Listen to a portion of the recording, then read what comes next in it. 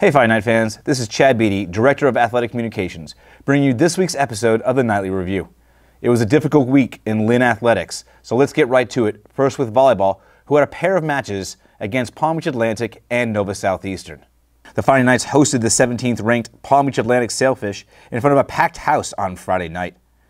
And although they took the first set 25-22, the Sailfish's stout front line proved too tough, as PBA won the next 3 sets to take the match in 4.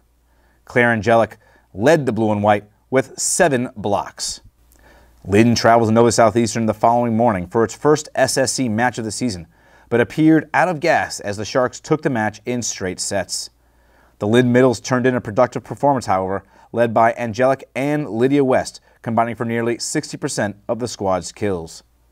The Fighting Knights are back on the road all next weekend, starting with a trip to Florida Southern on Friday, followed by a match at Florida Tech on Saturday. In our last episode, the women's golf team was in the middle of the Ross Resorts Invitational. The team ended up tying for 4th overall, with newcomer Nadia Lutner tying for 11th individually. The Fighting Knights are back in action on October 12th when they take part in the Guy Harvey Invitational at Palm Beach Gardens, Florida.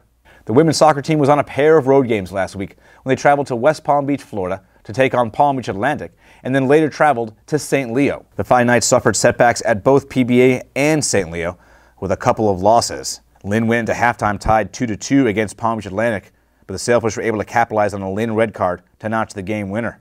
Donice Cole scored her first goal as a member of the Blue and White, and Carolyn Durr gave Lynn a brief lead with her second strike of the season.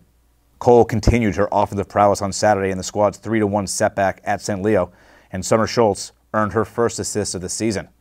The Blue and White returned to the friendly confines of Bobby Campbell Stadium, where they host top-ranked Barry University on Wednesday. It was a tough week also for the top-ranked men's soccer team, who went 0-1-1 with a tie to nationally ranked Palm Beach Atlantic and a loss to unranked St. Leo.